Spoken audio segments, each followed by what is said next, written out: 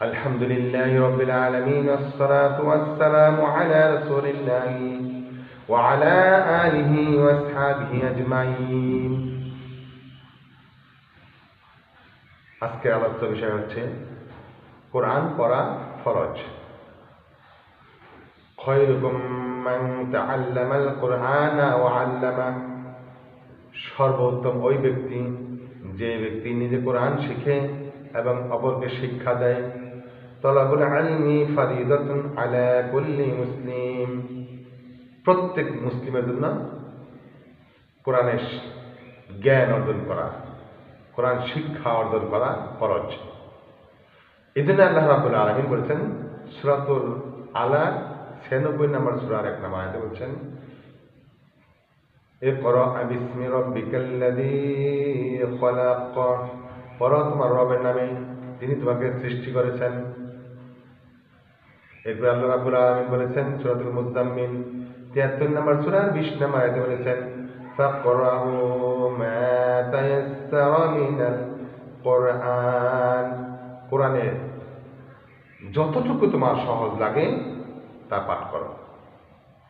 সূরাতুল বানী ইসরাঈল 17 নম্বর সূরার 78 নম্বর আয়াতে আল্লাহ রাব্বুল আলামিন বলছেন, কি বলছেন দেখেন, আল কুরআনাল ফাজরি, ফজরে কোরআন পাঠ করো। ইন্না কুরআনাল ফাজরি কানা মাশহুদা, কারণ কোরআন পাঠ সাক্ষ্য হিসাবে গ্রহণ করা হবে। তাহলে আমাদেরকে কি করতে হবে? কোরআন পড়তে হবে। শুধু প্রতিদিন কোরআন খতম দিলে চলবে না, খতম দেওয়ার কোনো সহিহ হাদিস নেই। আপনি কোরআনের শুরু থেকে শেষ পর্যন্ত পড়বেন, এই জন্য পড়বেন আগে কোরআনটাকে সুন্দর করে পড়া শিখবেন। শিখার পরে যখন আপনার কোরআন পড়ানোর পরে মোটামুটি আপনি মনে করবেন যে আমি এখন ভালো পারি, তখন আপনাকে চিন্তা করতে হবে এবার কোরআনের ভিতরে কি রয়েছে, কোরআনের ভিতরে কি রয়েছে। শুধু কোরআন শিক্ষা অর্জন করার নাম শিক্ষা না। কোরআন যখন আপনি পড়া শিখবেন তখন আপনাকে জানতে হবে প্রতিটা আয়াতের অনুবাদ জানতে হবে, তার গভীরতা জানতে হবে। আপনি শুরু করুন, আপনি জানতে পারবেন। কিন্তু আমাদের প্রচলিত বাংলাদেশে কিছু গুমরাহি আলেম রয়েছে, সকলেই না, কিছু হাতে গোনা কিছু লোক রয়েছে, এরা ইলম অর্জন করে নাই তেমন। এরা বলছে যে সাধারণ মানুষ কোরআন পড়তে পারবে না, সাধারণ মানুষ কি করতে পারবে না? কোরআন পড়তে পারবে না, অনুবাদ করতে পারবে না। তাহলে কি করতে হবে? তাদেরকে কোন দেশে মুফতি আছে সেই মুফতির কাছে যেতে হবে, বাড়িঘর বিক্রি করে মুফতির কাছে যেতে হবে। কিন্তু আল্লাহ তো সে কথা বলে নাই। আল্লাহ কি বলছেন? তুমি পড়ো তোমার রবের নামে। এখানে তো বলে নাই যে মুফতির কাছে গিয়ে পড়তে হবে, কোনো ইমামের কাছে পড়া যাবে না, কোনো হাফেজের কাছে পড়া যাবে না, মুফতির কাছে যেতে হবে। কোরআনের অনুবাদ জানতে চাইলে, কোরআনের গভীরতা জানতে চাইলে মুফতির কাছে যেতে হবে। আরে মিয়া, রাসূল কোন মুফতির কাছে গেছেন? সাহাবীর কোন মুফতির কাছে গেছেন?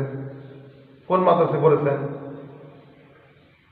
এইসব ভ্রান্ত কথা না বলে মানুষকে একটা পরিবেশ তৈরি করে দিন শিখার, একটা প্রতিষ্ঠান করে তুলুন শিখার, যেখান থেকে মানুষ অল্প অল্প করে শিখে অন্তত নিজে পরিবর্তন করতে পারে।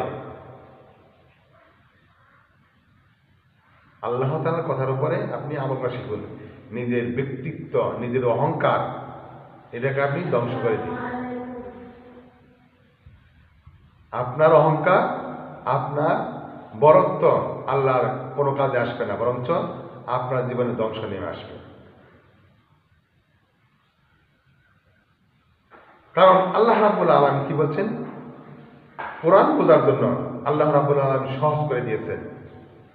ওয়ালাকাদ ইয়াসসারনাল কুরআনা লিযিকরি ফাহাল মিন মুদ্দাকির, আল্লাহ বলছেন আমি কোরআনকে বোঝার জন্য সহজ করে দিয়েছি। কোনো চিন্তাশীল ব্যক্তি আছো নাকি? তাহলে আপনার কথা অনুযায়ী আল্লাহর কথা মিথ্যা? আপনি বলছেন মুফতি ছাড়া কেউ কোরআন বোঝে না। আপনি বলছেন বিদ্যান ব্যক্তি ছাড়া কেউ কোরআন বোঝে না। আরে মিয়া, অত বোঝার দরকার নেই। আল্লাহ যেটা বলছেন সেটা মনে করেন। আল্লাহ বলছেন কোরআনকে বোঝার জন্য, কোরআনের অনুবাদকে বোঝার জন্য, কোরআনের গভীরতা বোঝার জন্য আমি কোরআনকে সহজ করে দিয়েছি, সহজ করে দিয়েছি। আল্লাহ বলছেন, আপনি বলছেন কঠিন। আপনি সাধারণ মানুষের জন্য কঠিন করে দিয়েছেন, যাতে করে মানুষ কোরআন থেকে দূরে সরে যায়।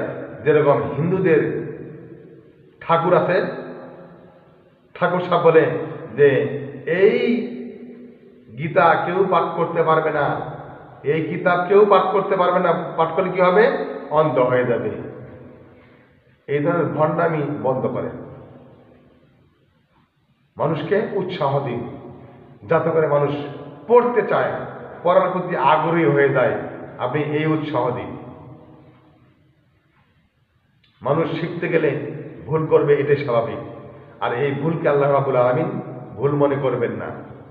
শিক্ষা অবস্থায় যখন কোনো ব্যক্তি শিখবে, শিক্ষা অবস্থায় তার যাবতীয় পাপকে আল্লাহ ক্ষমা করে দিবেন। আল্লাহ তাআলা নিজে বলেছেন। আপনি কি বলেন? আপনি কি করে মানুষকে দামিয়ে রাখতে চেষ্টা করেন? মানুষ জানতে চায়, জানার সুযোগ করে দেন। তাদেরকে দামিয়ে রেখে আপনি নিজেকে বড় মনে করেন না, খবরদার। তাহলে সূরাতুল কামার কি বলেছেন? 54 নম্বর সূরা 17, 22, 32, 40 নম্বর আয়াতে বলেছেন, ওয়ালাকাদ ইয়াসসারনাল কুরআনা লিযিকরি ফাহাল মিন মুদ্দাকির। আমি কোরআনকে বোঝার জন্য সহজ করে দিয়েছি। কোন চিন্তাশীল ব্যক্তি বোঝার জন্য প্রস্তুত আছো কি? আল্লাহ রাব্বুল আলামিন প্রশ্ন করেছেন। এরপর আল্লাহ রাব্বুল আলামিন বলেছেন সূরাতুল ইউসুফ 12 নম্বর সূরা 2 নম্বর আয়াতে বলেছেন, ইন্না আনসালনাহু ওয়াল কুরআনা আরাবিয়্যান লাআল্লাকুম তা'কিলুন। আল্লাহ বলছেন নিশ্চয়ই আমি কোরআনকে আরবি ভাষায় নাজিল করেছি, যাতে করে তারা বুঝতে পারে, তোমরা বুঝতে পারো। তাহলে আল্লাহ রাব্বুল আলামিন বলছেন কোরআন আমি আরবি ভাষায় অবতীর্ণ করেছি, নাজিল করেছি, যাতে করে তোমরা বুঝতে পারো। আল্লাহ রাব্বুল আলামিন বলছেন পড়ার জন্য কোরআনকে আমি সহজ করে দিয়েছি, বোঝার জন্য সহজ করে দিয়েছি। আপনি বলছেন সাধারণ মানুষ কোরআন পড়তে পারবে না। আপনি শুধু লেবাস দেখেন? জি না, লেবাস দেখে কোনো আলেমকে বিচার করবেন না। লেবাস দেখে কোনো আলেমকে বিচার করবেন না। আপনাকে বিচার করতে হবে কোন আলেম রাসূলের কথা বলেছে আর কোন আলেম রাসূলের কথা বলেনি, তার নিজের কথা বলেছে, তার দলের কথা বলেছে, তার মাযহাবের কথা বলেছে। আপনি এটাকে ফলো করুন, আনুগত্য করা শিখুন, রাসূলের আনুগত্য করা শিখুন। তাহলে আপনি খুঁজে পাবেন কে রাসূলের উম্মত আর কে রাসূলের উম্মত না।